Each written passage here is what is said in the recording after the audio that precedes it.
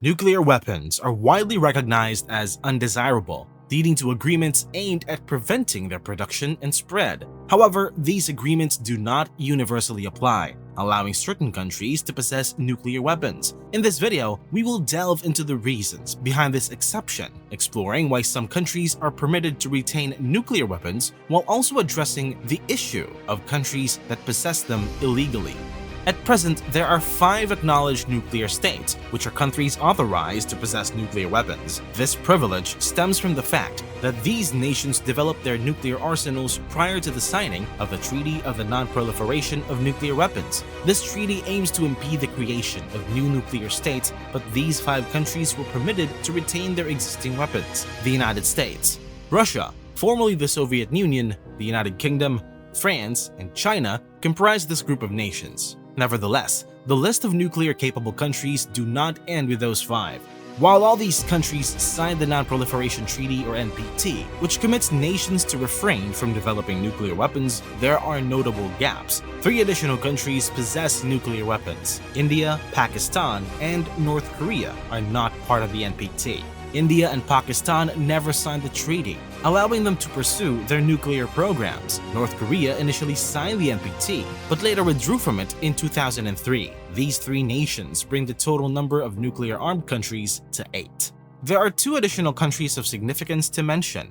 Firstly, Israel, although the country maintains a policy of neither confirming nor denying the existence of a nuclear arsenal, experts widely believe that Israel possesses nuclear weapons. This deliberate ambiguity regarding their nuclear capabilities may serve as part of their overall nuclear strategy. It is possible that Israel maintains a relatively small or even non-existent nuclear arsenal, yet they can still benefit from the concept of deterrence. It's important to note that Israel did not sign the NPT, which means that if they do possess nuclear weapons, it would not be in violation of this international agreement. The second country worth mentioning is South Africa. Although they once possessed nuclear weapons, they made history by becoming the first nation to dismantle their nuclear arsenal in the early 1990s. Considering Israel's potential possession of nuclear weapons, this brings the total count to 9 nuclear states, with 1 country having voluntarily disassembled its nuclear weapons.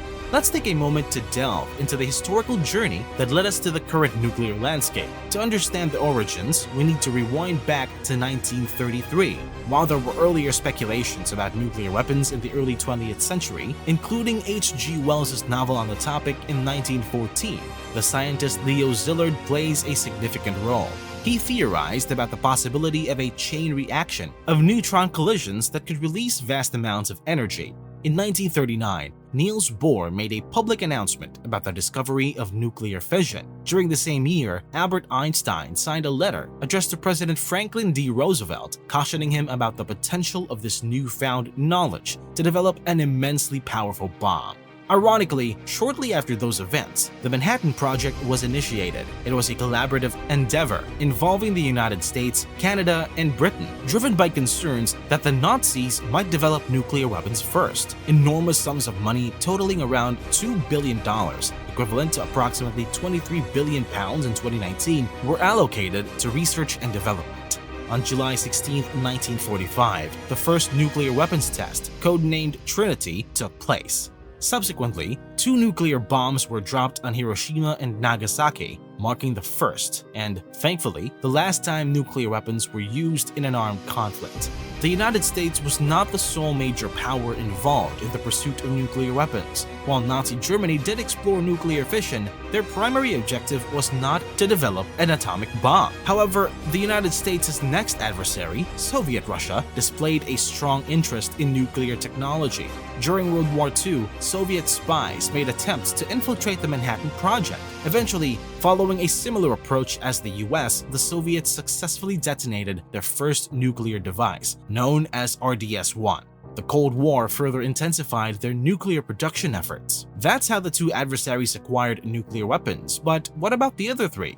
The UK was among the pioneers in nuclear research, with their project known as tube alloys. It merged with the Manhattan Project, although the US became more secretive with Britain post-war. Nevertheless, the UK successfully developed their own nuclear weapons, and in 1952, they successfully tested their first nuclear weapon in Australia, becoming the world's 3rd nuclear power. While the previous three countries acquired nuclear technology to some extent during World War II, France faced a different situation. They had been invaded and were under a puppet Nazi government, which delayed their progress in the nuclear race.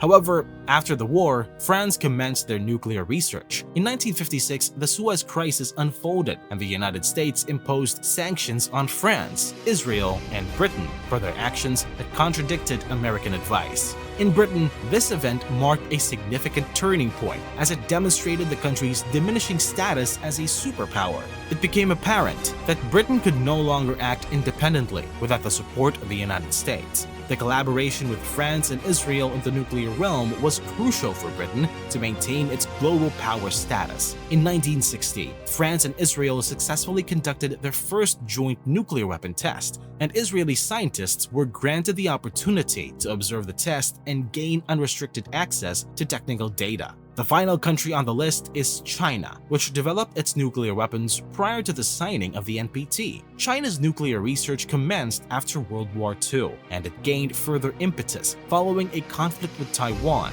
Chairman Mao recognized that China couldn't match the military might of the United States, but having even a modest nuclear arsenal could serve as a deterrent against potential nuclear attacks. China received substantial assistance in developing their nuclear weapons, primarily due to their relationship with the Soviet Union at the time.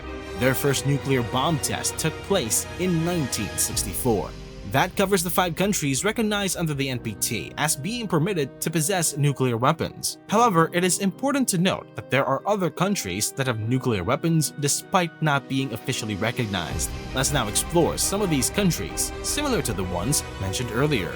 After World War II, India recognized the significance of nuclear weapons for self-defense. As early as 1946, a group of scientists persuaded Indian politicians to invest in nuclear energy. While India's first prime minister initially committed to nuclear research solely for energy purposes, a shift in approach occurred in the 1960s. In part, this change can be attributed to India's decision not to sign the NPT. India's stance was based on the belief that the treaty created an imbalance between nuclear haves and nuclear have-nots. Notably, the nuclear haves were primarily the members of the UN Security Council, a membership that India could not join initially due to its lack of independence at the time. This paved the way for India conducting a nuclear test that they referred to as a peaceful nuclear explosion in 1974. This act was criticized by other nations who recognized the contradiction in the term used. India's development of nuclear weapons was potentially justified by its ongoing border disputes with China and the conflict with Pakistan. Speaking of Pakistan, they also chose not to sign the NPT, although they initially showed little interest in becoming a nuclear state immediately after World War II. Their perspective changed following a war with India in the early 1970s. India's successful nuclear weapons test in 1974 had a profound impact on Pakistan, prompting them to expedite their own nuclear research program. This urgency was further fueled by the 1979 Soviet Union invasion of Afghanistan, where Pakistan fought against the Soviets. The United States, largely overlooking Pakistan's nuclear weapons development, turned a blind eye due to the geopolitical dynamics at the time. North Korea, during the 1950s and 60s, sought assistance from the Soviet Union and China for nuclear weapons development. Unfortunately for them, both countries rejected their request. However, they did receive support in developing nuclear energy. In fact, North Korea signed the NPT in the 1980s to obtain nuclear reactors. In the early 1990s, North Korea even signed an agreement with South Korea, pledging to keep the Korean peninsula free of nuclear weapons. However, when international inspectors sought access to certain sites in North Korea to verify their compliance, North Korea refused access, citing military restrictions on those sites. This refusal seemed to work against their own interests and created suspicions about their nuclear activities. In the aftermath of the inspection refusal, North Korea withdrew from the NPT. Despite their attempts to conceal their nuclear weapons program, their actions drew international attention. However, a subsequent agreement called the Agreed Framework was reached between North Korea and the United States. This agreement aimed to freeze North Korea's plutonium program. Unfortunately, in the following decades, North Korea persisted in developing and testing nuclear weapons. As a non-signatory to the NPT, North Korea falls into the same category as India and Pakistan, a group of countries that possess nuclear weapons but have not signed the treaty. Thus, these are the countries that possess nuclear weapons, either legitimately or illicitly. Additionally, Israel and South Africa, who claim to have had nuclear weapons in the past but have since disassembled them, were discussed earlier. This provides a comprehensive overview of the current status of nuclear weapons worldwide. Regarding the NPT, there are differing perspectives. Some argue that the treaty has created a division between nuclear haves and nuclear have-nots, while others contend that it has effectively limited the proliferation of nuclear weapons by restricting the number of nuclear-armed states. What is your opinion on the NPT? Do you consider it favorable or significantly unjust? Share your thoughts in the comment section below. Thank you so much for watching. If you haven't already, hit the like button, subscribe to the channel, and turn on notifications to stay up to date with our latest uploads.